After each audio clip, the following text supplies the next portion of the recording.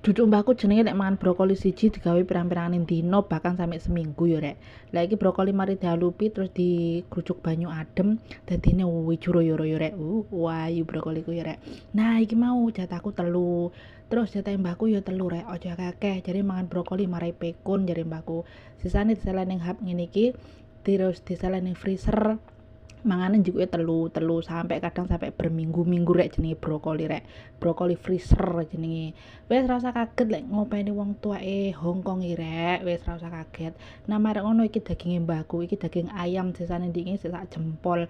Iki dipletrek-pletrek ngene, iki dijungkelne ra kira ceblok rek saking saktine ayame mbahku rek. Iki marek ngono disetem, marek ngono brokoline kae mau ditumis nggih wortel keramat rek. Iki wortel pirang-pirangane minggu garek bonggole tok yo sik diopeni.